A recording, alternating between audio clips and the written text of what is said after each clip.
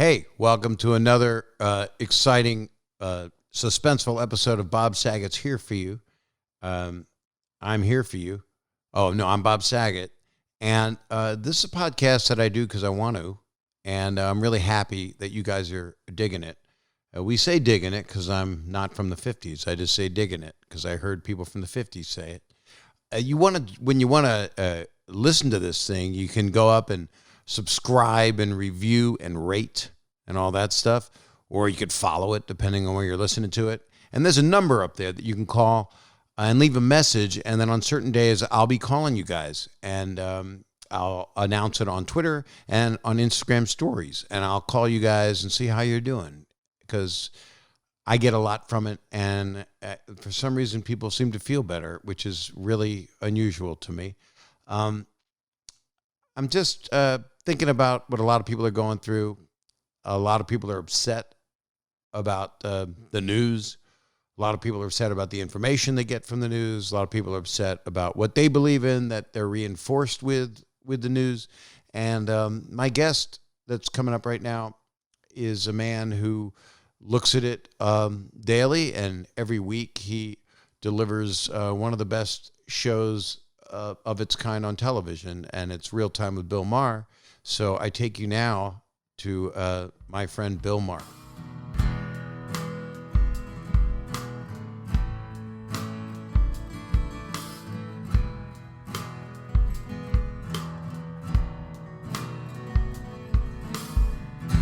Hey, are we doing this?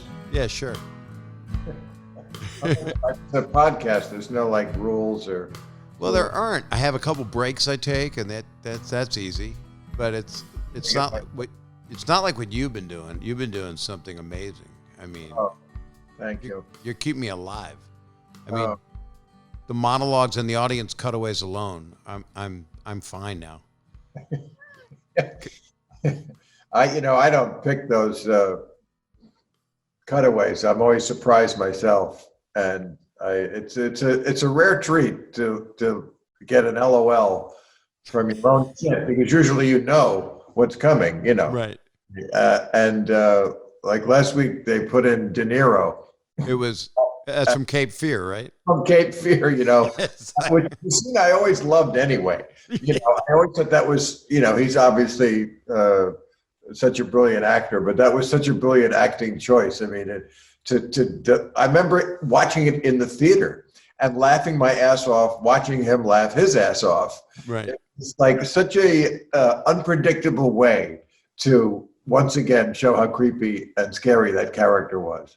And funny at the same time. It was just. Right. I'm glad they didn't use the ear biting off scene. That would have been upsetting. Yeah. For the cutaway. Well, you don't do podcasts much, right? I don't know if I've ever done it. I did Sam Harris's with Larry Charles about a year ago, 2 years ago, it was the 10th anniversary of the movie Larry Charles and I made, Religulous. Yeah, which I loved. Oh, thank you. And Sam's a famous writer of a couple of atheist books. So we thought, let's go on Sam's show and talk about that. So that was fun. I don't remember ever doing other podcasts, but I know they're big, Bob. Well, here's the thing. Thanks for doing mine. Oh yeah. Everybody's got a podcast.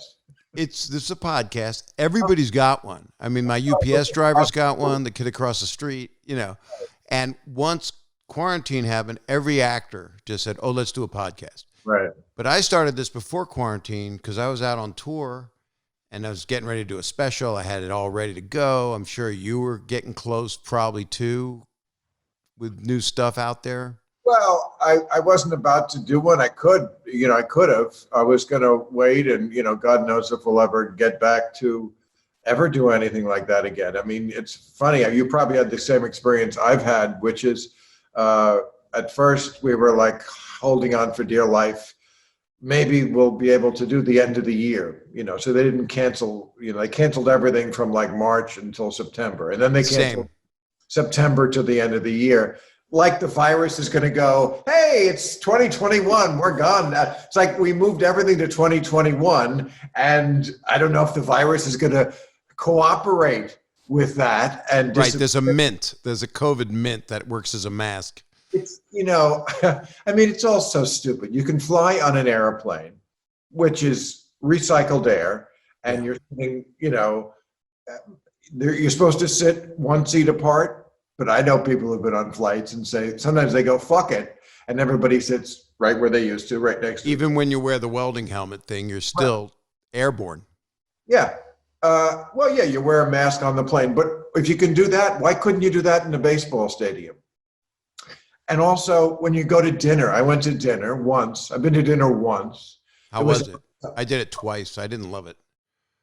I thought it was the Polo Lounge, which is my favorite. Right. And they have outside anyway.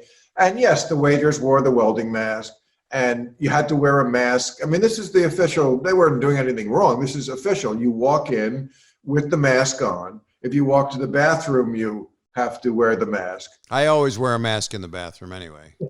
But while you're eating, no one has a mask on. Look, the virus is saying, well, we're a virus. We're not a monster. We're not going to jump in anybody's mouth while they're eating. I mean, please. And that's literally when you're inhaling. Come on, they're with people. It's just so inconsistent and ridiculous. I know. But I do think if there's a vaccine, then we can get out there if we know it works. But then we don't know if the audience is going to have this vaccine. So I don't want to be responsible for thousands of people getting sick. Well, don't get me started on vaccines. I'm not a denier, but I am a skeptic of everything medical, as any smart person should be. Unless the president tells you, because he is the king of medicine. Right. But apparently I'm not alone. Only 42% of people I read today would take the vaccine. Why is that? Probably because well, I mean, again, don't get me started. I like getting you started. I've always liked you. You're fun to get started. Okay. Well, I mean, it depends on what your view of medicine in the macro is, your big view of medicine. Mine is that we are only at the very beginning of our understanding of what goes on inside here. And that's not hard to prove. I mean, they don't know what causes cancer. They don't know what causes Parkinson's disease, or a million other things I could mention. When you get something that's anything complicated, they say, get a second opinion. Well, what does that tell you? First of all, it's an opinion. Second of all, the second one very rarely matches the first. So they're always just guessing. So, of course, vaccines work. They've done some great things. They've been one of the great tools of modern science and medical advancement. But I don't know the long-term effects always. So if I can, there are some vaccines I would get tomorrow. If there's no time for test trials. There's no time to give it years. If this was bubonic plague, I'd be the first in line. Or if I was going to go to some place that had Ebola. But my choice, my preference is to use my own immune system if I can. And, I've said from the very beginning, I'm not that scared of this. Could it get me? Of course. We don't know everything about it. And all viruses are a little bit scary. But, it depends on what your view of how you take care of your own health is. And you're allowed to differ from what Dr. Fauci says, who's been wrong about stuff before. Right. Including some things about this. He's a very capable guy, and I don't think he's not smart or anything. But I said it last week on the show that these top people in the medical field have not, to me, done the one most important thing, which is tell the American people the most important thing you can do in this crisis is get yourself into better health. You're absolutely right. Get your immune system that's your best defense against this virus. Get your immune system in a better state. But that would probably offend Pepsi-Cola and Coca-Cola and the processed food industry and the pharmaceutical industry. And, they're just very conventional people. They do things by the book the way they've always done it. It's not how I see medicine and germs. I believe in what Louis Pasteur said before he died. He was one of the fathers of germ theory, but he said it's the terrain. Of course, the germ matters, the pathogen matters, but it's the terrain. Does it find some place that's hospitable? Are you vulnerable? Are you obese? Are you, yeah. Right. Are you, fast food has always been Carmex. It's like eating. If you're not in a good metabolic state, then the terrain is very friendly for to cause havoc. So that, I mean, just to tell people things like that, I think should have been what our medical experts tell us, but they don't. It's just all about defensive, stay home, get under the bed, hide, wear a mask. I mean, I'm not against wearing a mask. Of course, it works. We should do these things. But we should also, have some skin in the game of our own, have some responsibility. Don't sit home and just put on weight during the pandemic. That's great. People are drinking and eating whatever they want. I've been pretty good. I'm pretty happy. I make a normal stool. Sorry, you're drinking. Sorry. I know you. I knew that would have done it. Only because I don't eat all day when I do. We just finished our show, why I'm in a tie. I know. And, I'm in one of Jay Leno's old jean shirts. It would be blue, wouldn't it? It would. It kind of is in its own way. Either has one shirt or 100 shirts that are 100, like his garage. But I don't eat all day, so excuse me for drinking my breakfast. No, it's good. Is it green stuff? No, it's a lot of stuff. It's a lot of good stuff. I don't know if you even want to know what's in this, but there's things I'd want to say, but they're not appropriate anymore. I cannot. It was funny. Somebody asked me to do a documentary about language and about words like fuck and talk like Carlin would talk, and I'm not about that right now. Anything anyone says can be taken out of context, and you're just fucked. They just take. I know that you have this constantly because you're incredibly bold. And yet you're kind of more from my mind, more in the middle than you've ever been because you're looking at everything. You're saying, what the hell are the liberals doing? Why are they doing this? And why is the extreme right like this? It's just very clear. I think your clarity and I'm not licking your butt because I'm not that kind of guy, but what you're doing, you know me. How, Jesus, 38 years. I don't know. Yeah. And Bob, you're a sick man. Look, you took me to Hawaii and that wonderful. That's what you want to get back. Let's elaborate so people. That sounds like I took you to Hawaii. But that was right after you're a sick man, Bob. We were doing a gig. It was a wonderful gig that you do every year, and hopefully next Christmas you'll be able to do it again. The joy of my life, and this year would have been year 10, would have been our 10th anniversary, and of course it got canceled with everything else. So that's a real shame. Hopefully we'll be able to do our 10th anniversary the year after, but who knows? But getting back to the vaccine, look, I hope they have a vaccine. If that's what it takes for people to feel good, let's get it out there, get it in you. If that's what makes people feel good. And by the way, vaccines, if I could tell you one other thing there, some people, it is appropriate. If you are not in good metabolic health, yes, you do need the vaccine. Or if you have lung issues, things like that. Yeah. You know what? Asthma. Yeah. But it should be a case-by-case basis that you discuss with your doctor if he's smart, not if he's an idiot, which happens sometimes. Oh my God, does it? By the way, that's another thing the medical establishment doesn't seem to want to do, is to tell you what to do if you get it. Yeah, that's right. I never hear that. No, it's all fear. That's all it is. But they're the medical people. Shouldn't they say, you know what, have on hand the best bioavailable vitamin C, and make sure you get vitamin D, Yeah, I've been getting a lot of that. My wife gives it to me rectally. Just trying to cheer you up. You had a long day. That's right. But, you need some sunshine to, think. And, look, I eat garlic every day. That kills everything. Right. And if I got it, I would probably eat a lot more of it. Just very common sense things. And the hydroxychloroquine, there have been some studies, clinical studies that say, no, doesn't work at all. And there have been some doctors that say, yeah, but I used it in these situations with these people, and I do think it worked. So we don't know exactly why.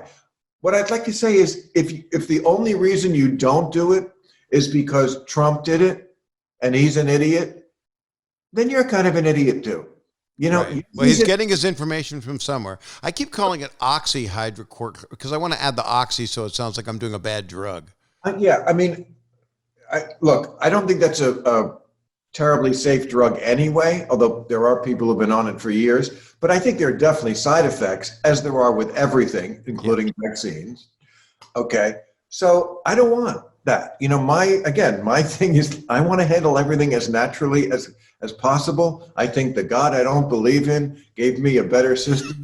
Gave me a better system. I just lost one listener. Gave me a better system to deal with this than most of what I can get in a pharmacy. But again, I'm glad these tools are available. You know, I mean, I'm glad antibiotics are in the world. But if I can, I'd like to never use them because they're very harmful. When you get a bad flu or something, and then you could take a Z-Pack, do you do it or you don't? You don't do it? Well, that would be stupid because antibiotics are for bacteria and flu is a virus. So I am fairly stupid. You know me. No, but remember when we got to Hawaii that day, you were bragging about your wife just gave you a Z-Pack or something, and she wouldn't have given it to me. She doesn't believe in them either. I have taken them when I had a virus, not a bacterial thing. I believe in them. I believe in antibiotics. Right, that's my religion. I happen to know what they do to my biome. They kill the bad bacteria. They do but they also kill the good bacteria. Right. Which causes other problems. And, you know, so again, am I glad they exist in the world? Very much so, because before antibiotics, people died. You know, they would get like a paper cut. Like say, what happened to Bob? Oh, he's done. I had pneumonia once, and I had to take them. There was no other course. Oh, yes. Sometimes you've had. And it saved my life because I keep working. I'm a workaholic. So I didn't know I had walking pneumonia. Unfortunately, doctors have been giving them out like Skittles for the last 50 years. So we've used them so much that they don't work anymore. This is a much bigger medical problem than most people realize, is that we are entering a new age where we kind of don't have or not going to have antibiotics. I mean, already hospital infections kills, I think, something like 100,000 people a year. Hospital-acquired infections, and a lot of them are these ones that they don't have anything with. It's a flesh-eating. It's a thing that happens in 3 magic bullet anymore. So this is a real problem, and we're not really developing new antibiotics because there's no money in it. You know why? Because antibiotics is something you take for a week, and the pharmaceutical companies want to develop something you take forever. You know, if you're on statins, which of course have bad side effects too. People will talk about that. Yeah. If you're on something because you have acid reflux or arthritis, you know, there's all these things. Well, where one of the biggest sins is, and I've had it every day. Yeah, that's where the money is. Antibiotics, there's not enough money. So you know, we'll see. Well, and there's all these other. You know, I lost one sister to scleroderma, which is an autoimmune vascular disease, not unlike COVID. It does have similar qualities vascularly. And my other sister, sadly, was schizophrenic and had mental health issues.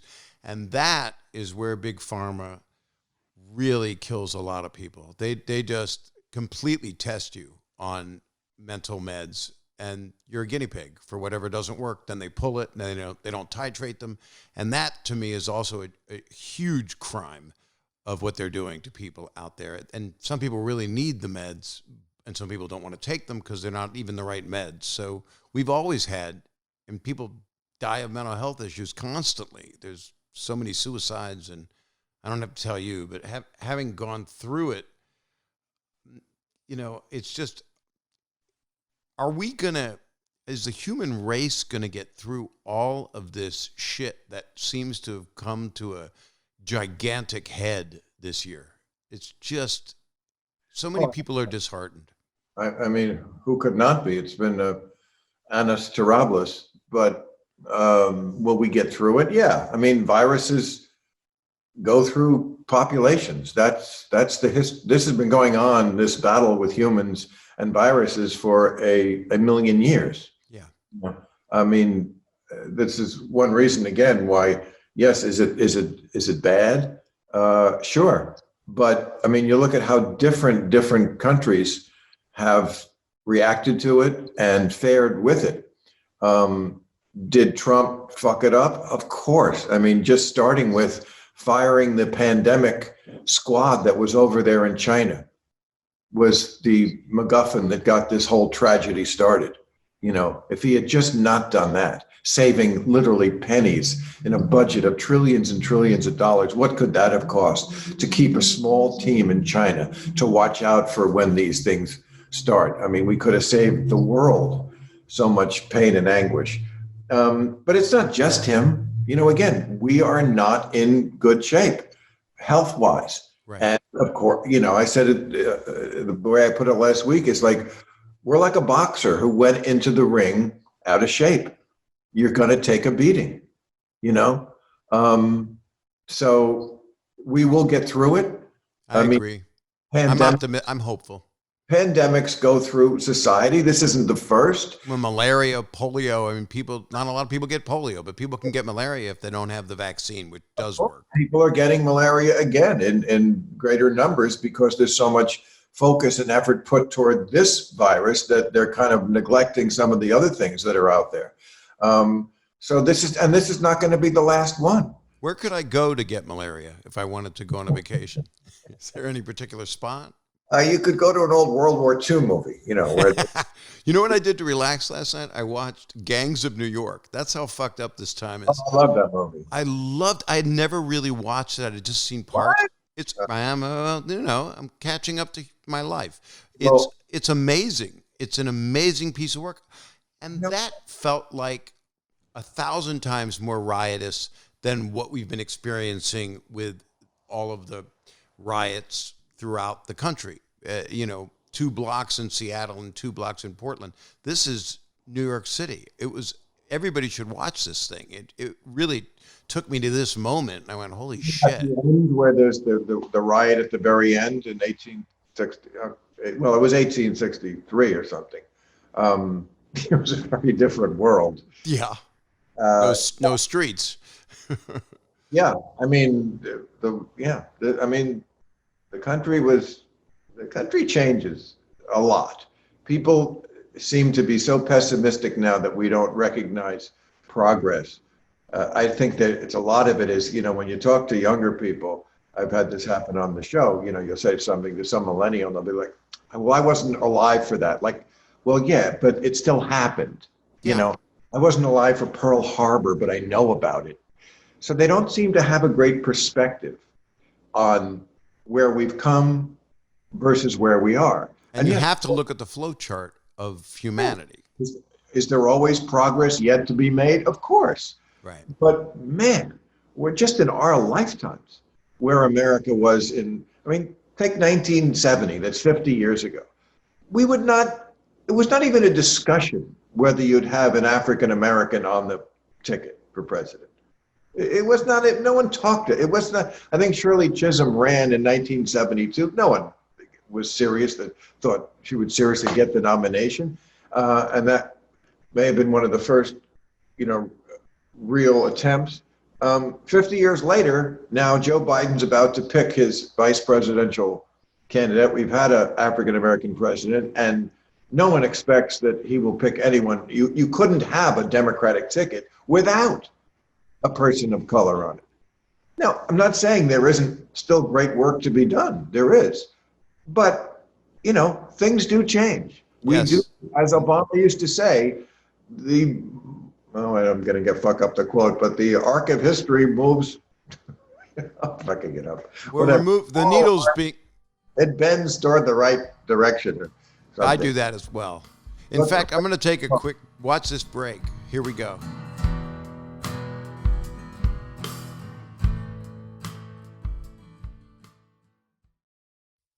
Okay, this is one of my favorite sponsors that I could even talk about. It's just fun for me, and it actually is a great product if you like it. Well, let me start by saying that 2020, we all know, has been the year of things happening that are completely out of all of our control. But there's one thing that we can control, and that's the shaving of our, well, of our bush. That's the copy. But I'm telling you, it's your saucer matching the teacup. It's just grooming and looking good. And when I say bush, I don't mean your landscaping. I mean your manscaping, right? We're talking manscaped. And I'm here to tell you some stuff that's pretty important. Well, let me just start by telling you, if you let it go all snaggletooth and you just let it grow and get it just looking, like Yosemite Sam's beard, and it's just hanging, and you could be walking out of the shower, you could snag it on the little latch on the shower door or whatever handle you got there, and next thing you know, you're ripping out. You don't want to do that. You don't want to have a ripped up bush. But I do want to tell you that the Manscaped Lawnmower 3.0 is a premium electric trimmer that's designed to give you a confidence boost through body image. The ceramic blade and skin-safe technology are designed to reduce nicks or tugs on your fellows down low. You don't want to get nicks. You don't want to nick your bag. I've talked about that. You nick your bag. I always said my new name in Vegas is going to be Nick Bag. But that won't happen with Manscaped. It's amazing. The Lawnmower 3.0 is also waterproof, and it comes with an LED light, so you can manscape in the shower, in the dark, or in a dark shower, or whatever floats your boat, and you can light it and bite it and get rid of it. They also just released their Shears 2.0 nail kit, which is the perfect add-on to their Lawnmower 3.0 trimmer. I got the nail kit, and I love it. I have used it on my nails. Don't use that on your lower parts. That's a nail kit. There's a difference. The Shears 2.0 is a luxury 4-piece nail kit featuring tempered stainless steel tools, and it includes tipped tweezers, rounded point scissors, fingernail clippers, and a medium grit nail file. Medium grit. That's how I like my cereal. The Shears 2.0 nail kit allows you to pluck your eyebrows and trim your nails in style. Don't try to do them at the same time, because you can't do your nails and pluck your eyebrows. You could hurt your eye. You could hurt your, what if your nails have hair all around them? Then you manscape your nails. Everything you need is right here at the tip of your fingers and the hairs in your groin. On their website, you'll also find the Crop Preserver, an anti-chafing ball deodorant and moisturizer. This will help you tame that summer swamp ass with natural hydrators and antioxidants. I want to hire these writers. Seriously, they speak to my heart and to my lower track. You'll also find the Crop Reviver, a testy toner that's like having cologne that is designed for your balls. When I say balls, I mean those things that are part of you, your testicles. No one's going to judge you if you're caught sniffing yourself. And if you can do that, as you know, you won't leave the garden shed. Go to manscaped.com and check out some of these life-changing products. In fact, listeners of this show will get 20% off and free shipping with the code SAGET20 at manscaped.com. That's 20% off with free shipping at manscaped.com and use code SAGET20. It's time to grab 2020 by the cojones and shave that front trunk. Make yourself proud. Make your partner proud. Make the neighbors proud. Well, don't do that. Keep your coat closed. All right, we're back. Don't you wish everything was like that? Why, you just put in a commercial? Yeah. Oh, okay. That's how it happens. So are you missing the audience when you do the show, or are you kind of settling into it? Because you're doing this better than I've seen pretty much anybody do it. Some of our late night hosts are doing a nice job.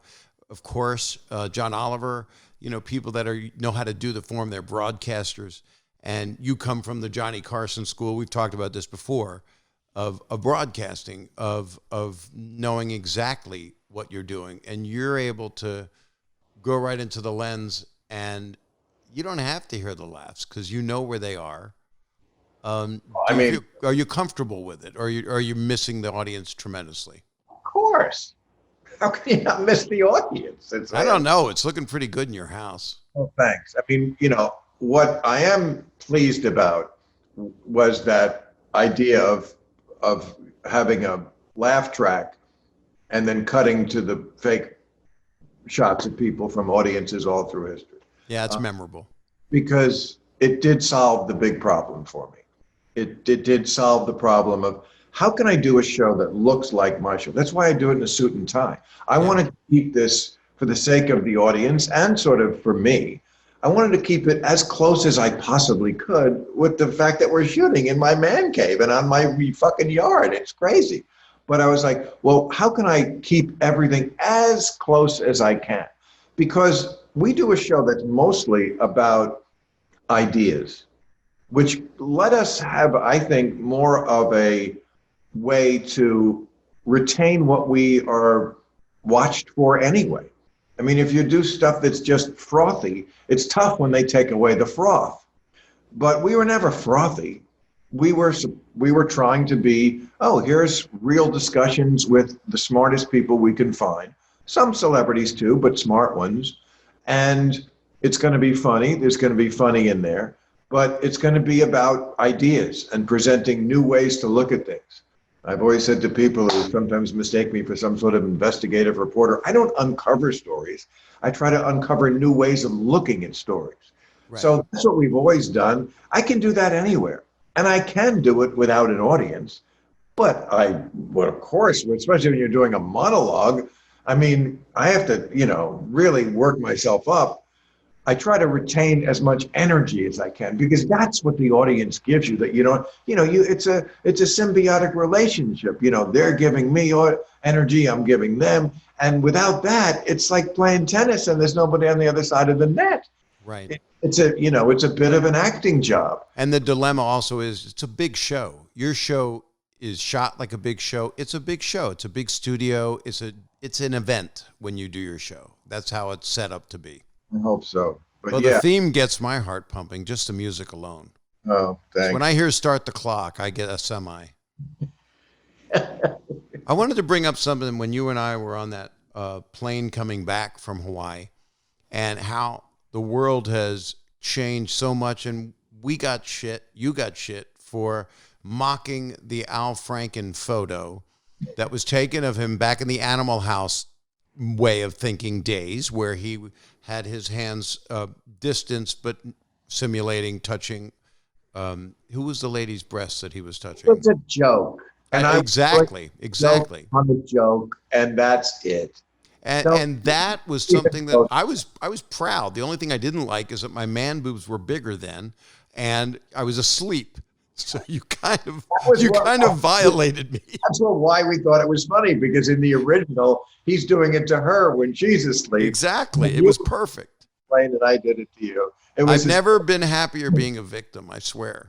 It was funny, and that's fine. Do you look at the shit that you get for things, or do you just kind of go, it comes with the deal? No, I don't. No, you can give me all the shit you want. When they knock on my door and say, you're done, then fine. I'll say, okay, I had 27 years and now I'll go somewhere else and do it there. Absolutely. I'm not ready to leave it, but I do understand. By the way, HBO has been fantastic from day one, including now under new management. I've noticed no change, no pressure, no, don't do this, don't do this. But look, we all know we live in the real world, and social media just gets worse and worse. And the lanes of what is sayable just get narrower and narrower. My theory is always, I will go right up to the line of where I lose my job. Right. Back it off this much. And that they keep changing those goalposts. So, I don't blame HBO at all. I'm telling you, they've been fantastic. But at some point, someone is going to create some entity where you are not fireable. I mean, some people have it like a podcast, like my friend Sam Harris. It's a podcast. Now, he's not a comedian. I want to do this thing forever. It doesn't matter if I'm directing a movie or if I'm doing a TV show. I love this. But you just had it at a commercial, right? Yeah. Okay. That's no good because the sponsors can pull out. I lost one show like that, my first show on ABC. And then, of course, they can put pressure on a corporation. I could do it somewhere else without sponsors. I'm just not going to stop doing it because I don't have to. There's going to be some entity, because it's getting so ridiculous of what what is not sayable anymore and how narrow that gets. And then when they stick a camera in somebody else's face and say, do you also think this is offensive? They're just too cowardly to go, no, fuck off. It wasn't that bad. It was a joke. My new heroes are Trader Joe's. Right. Because they tried to get Trader Joe's. Trader Joe's was like, they had this forever, like these line of, I don't know, stuff that was with an ethnic twist on Joe, Trader Jose's. Yeah. And of course, somebody of the social justice warrior squad has to come out there and go, well, you should remove your racist packaging. And instead of doing what everybody always does, which is grovel and apologize, they went, no, I'm sorry, we don't think that's racist, and we don't run our business based on petitions. And nothing changed at Trader Joe's. Right. Yeah. My mother is gone, but she was in denial because I was her son, pretty much. I would do some offensive jokes. She'd go, oh, Bobby. And I did done some joke about her, where I came out of on her, out of her body. Can't say anything. You cannot really, innuendo is difficult right now in a world where, there's things Johnny Carson could not say today. That's got to be tough for you because, like I say, your shtick is, you're America's dad, but really we know you're the sickest fuck on the planet. Well, that's nice. That's a big compliment. But I've actually been changing and evolving. And as I was about to go on tour in March, I had so much stuff about how I was raised in Norfolk, Virginia, and how much racism I had to face as a Jewish kid. And that's all I was confronted with constantly. So my material became more human. I've changed. I'm 64. I'll throw a dick joke in because I got to stay alive. I got to have some fun. But yeah, I hope you don't change too much. No, I won't. I'll be able to make you laugh at saying the worst thing, which is what I love about comedians. I'd rather both of us not even work than be brought to heel like that. I am not a let's say a compatriot with Kanye West on his political views, but when he said about Trump, the mob can't make me hate him, I love that. The mob can't make me do anything. That's right. You might make me go away. You certainly try all the time. Well, you lose yourself as long as you're happy with your behavior. Be the sick fuck we know and love. And if that's not good enough for them, fuck them. Then find some forum where they can't do that to you. You're helping me. You just Obi-Wan Kenobi'd me. Okay. Follow the dark side, Bob. Yeah.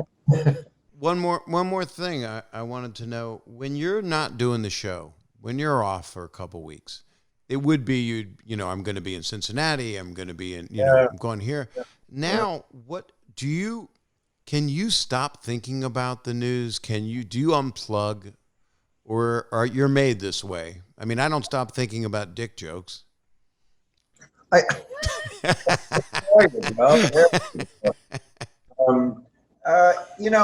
Look, I grew up the son of a newsman in a household that talked about the news. I was interested in the news before I made it my living. It didn't come the other way around. It wasn't like, oh, I don't know anything about the news. I don't like it, but hey, you know what? I think I'll do that as a way. No, this is what how can you not be interested in the news? It's the first draft of history. History is the most interesting subject. It's about people, not numbers and things like that. It's fascinating. As much as this time is terrible, it's not dull. So I don't even want to. Of course, I'm always going to keep up with the news. Now, when I'm off for a month, like we just had the month of July off, it's kind of nice because, I can take in the news without having to know that, okay, this week, I know they're going to give me shit about this and this and this and this and this, but I still got to say it because that's my bond with my audience and myself. Yeah. I'm not going to pull the punch and not say it, but it was nice for a month not to have that stress of, oh, I'm going to get shit for this and this and this and this. Right. But that's the world we live in. Like everybody just wants to bitch. So, almost no matter what you say, I don't know why. It takes more effort to be positive for people. It's easier to be angry and scream at the television set. And we need to somehow pull people together. And I don't know how people need to come to the table and talk with everything that's going on right now. Well, I came and talked to you. Yeah, you did. How about that for an ending segue, huh? It's pretty good. Well, what are you going to do now? You're going to go have a little smoke and relax, have a little of the greenery? Mountain greenery, remember that? A little mountain greenery, yeah. Mountain greenery. Do you use papers or do you use a pipe? Never smoked joints in my life. I mean, look, can you occasionally find me a picture of me holding a joint? Yes, I'm sure you can, but it was probably because I was smoking it with somebody else or something. But I never smoked joints. It was never my way. I never liked it. When I was first smoking, it was a bong. We had little bongs, we had big bongs. We smoked them in the car. Oh, God. It is not very COVID friendly right now. No. Bong. Well, I mean, if you smoke your own individual bong. Right. And then, I mean, as far as back as the 90s, I moved to vaping. You know, I remember in like the mid 90s having the first, it looked like something they made in wood shop. It literally was like a piece of wood. I remember. Put a thing on it. I remember Woody Harrelson bringing it into a restaurant in Hawaii one year. It's like, whoa, that is some Hawaiian royalty when they plugged this into a restaurant. It was like the Four Seasons or something. And that was the 90s. And then for years, I had the Volcano, which was the metal thing, and it filled up a big plastic bag, and you put on the bag. And now they have pens, and now they have everything. But vaping, as soon as I could get on the vape train, I did that because I feel like it's always better to lift the THC off than rather to burn it. I mean, the joint is so harsh. It made me cough. I can't do that. It's for the lungs. But what about the dangers of vaping that I hear about? Oh, you know, who knows? You know, we don't know everything about vaping either. And I'm sure there could be some problems. And I'm not sure that heating a plastic bag all those years, you know, making plastic hot was a great idea. In 1982, I was in a hotel in Shitville somewhere. I don't know if they're still around. And I had a Secrets box and I stuck a Bic shaver in it. And I put holes in the top of it, and I got some weed and put it in the top, and it was the hardest inhale I've ever tried to make. I have something to show you before. I have Rodney Dangerfield's pot pipe right here. Well, that I would save. Here, hold on, I'll show you. I actually have it here. You liked his pot. He loved it. So this is his actual pot pipe. His widow Joan gave it to me. Yeah. I mean, I remember once I was like the hero. I was at some event. This is, you know, again, a million years ago. And I was with a bunch of rappers. I remember Ja Rule was there. Remember Ja Rule? Of course. And we had pot and we had nothing to smoke it with. And it was some event and there was a table with a bunch of food. And I made a bong out of an apple. Oh yeah, people did that. Right, and it was like Rudolph the Red-Nosed Reindeer. I had saved Christmas. You know, it was like I was like the hero because I knew how to make a bong out of it. It was a wonderful day. So many good memories. Well, there'll be good ones in the future. There will be, and I'd like to see you out in the world when we're back and everything. Yeah, well, you know, your lip to God ears. That's hard to get. That's a long stretch. If we don't believe in God. No, well, I'm confused about all of it. I'll confused. Believe anything just to get this over with because I'm not digging it, but nobody is. I'm not going to complain. No. Many have it worse than I, and that's true. I mean, I feel bad for so many people who are struggling with things that we are lucky and we do not certainly have to struggle with. People are hurting beyond our imagination. And it's going to get worse because the economy is not going to get better. No, I know. I mean, we are in a bad place. And it's sad that it's a political thing and not a human thing. Well, it is a human thing. That's correct. Well, Bill, I love you and thank you for doing my podcast. My pleasure. Say hi to your lovely for me, and you know, enjoy your vaping. Hopefully, we'll see you at. I'll see you at the Polo. Maybe we'll make an arrangement. Well, be well, Bill, and thank you for all the great work you're doing. Thanks, Bob. Great to see you. Take care. You too, man.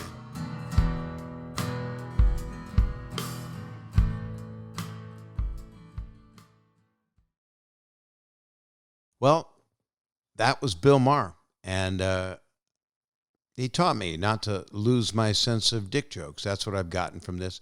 But actually to not lose who I am, because I'm a person that's used irreverent comedy just because it made me laugh. And I get my weird stuff done on stage. I don't act it out in my life.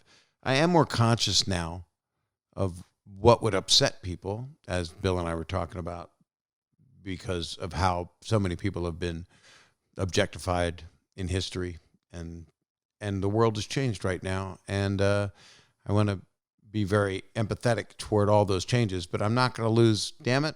When I got a dick joke, I just have to tell it, you know. I had a tweet the other day. I'm going to read it because I think it's relevant to what I'm saying. And why can't I say stuff like this? It might read better than what I'm saying. It just says, I just had a COVID test and I'm wondering if the doctor was legit. They're supposed to put the swab in your butt and then put it in your mouth to see if you have a sense of taste, right? See, in other words, he put the swab, I don't have to explain it, but I am. He put the swab in my butt and then he put it in my mouth and said, oh, you got a sense of taste, so you don't have COVID. That's not a good doctor. I'm just saying that right now. I can't recommend any medication to any of you people. Bill had some really prolific stuff to say. I agree with him totally on we take care of our bodies more. Practice what you eat. Try to eliminate it. Don't hold it in too long. He eats a lot of garlic. If I ate that much garlic, I would have explosive diarrhea, which isn't bad because maybe I'd move around the house quicker.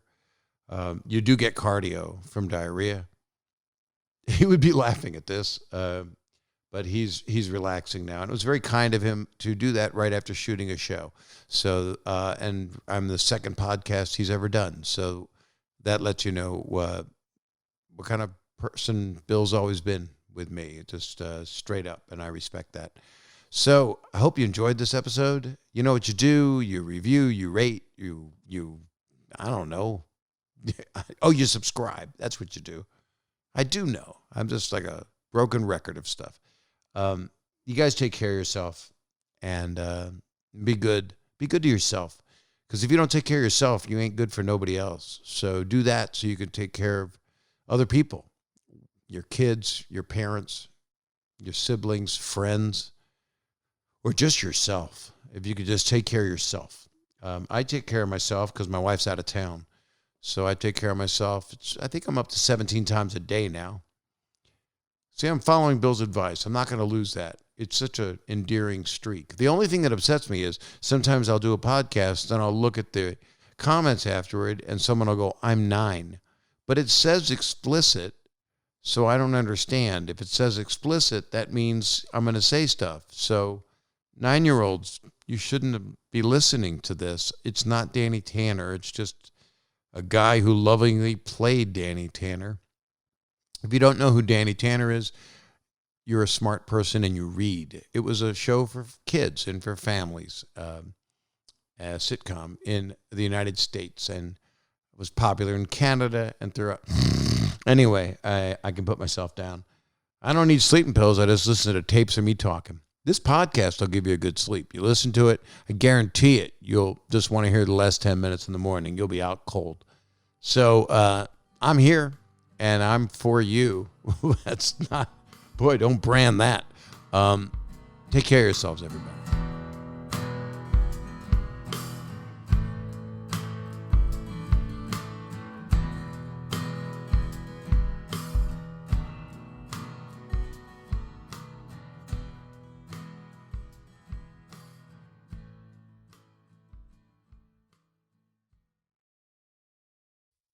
Okay, this is one of my favorite sponsors that I could even talk about.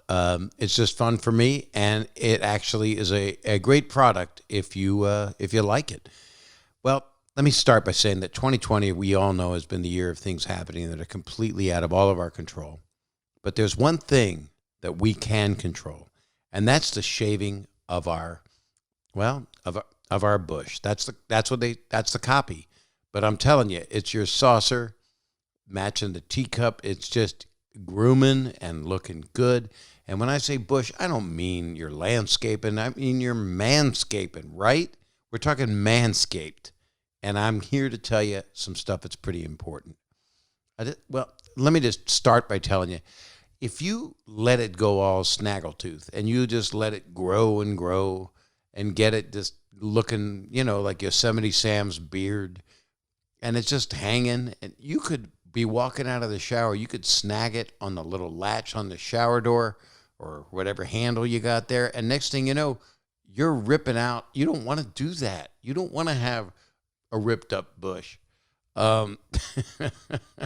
But I do want to tell you that the Manscaped Lawnmower 3.0 is a premium electric trimmer that's designed to give you a confidence boost through body image. The ceramic blade and skin-safe technology are designed to reduce nicks or tugs on your fellows down low. You don't want to get nicks. You don't want to nick your bag. I've talked about that. You nick your bag. I always said my new name in Vegas is going to be Nick Bag. But that won't happen with Manscaped. It's amazing. The Lawnmower 3.0 is also waterproof, and it comes with an LED light, so you can manscape in the shower, in the dark, or in a dark shower, or whatever floats your boat, and you can light it and bite it and get rid of it. They also just released their Shears 2.0 nail kit, which is the perfect add-on to their Lawnmower 3.0 trimmer. I got the nail kit, and I love it. I have used it on my nails. Don't use that on your lower parts. That's a nail kit. There's a difference. The Shears 2.0 is a luxury 4-piece nail kit featuring tempered stainless steel tools, and it includes tipped tweezers, rounded point scissors, fingernail clippers, and a medium grit nail file. Medium grit, that's how I like my cereal. The Shears 2.0 nail kit allows you to pluck your eyebrows and trim your nails in style. Don't try to do them at the same time, because you can't do your nails and pluck your eyebrows. You could hurt your eye. You could hurt your, what if your nails have hair all around them? Then you manscape your nails. Everything you need is right here at the tip of your fingers and the hairs in your groin. On their website, you'll also find the Crop Preserver, an anti-chafing ball deodorant and moisturizer.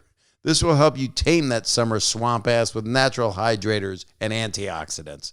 I want to hire these writers. Seriously, they speak to my heart and to my lower track. You'll also find the Crop Reviver, a testy toner that's like having cologne that is designed for your balls. When I say balls, I mean those things that are part of you, your testicles. No one's going to judge you if you're caught sniffing yourself. And if you can do that, as you know, you won't leave the garden shed. Go to manscaped.com and check out some of these life-changing products. In fact, listeners of this show will get 20% off and free shipping with the code SAGET20 at manscaped.com. That's 20% off with free shipping at manscaped.com and use code SAGET20. It's time to grab 2020 by the cojones and shave that front trunk. Make yourself proud. Make your partner proud. Make the neighbors proud. Well, don't do that. Keep your coat closed.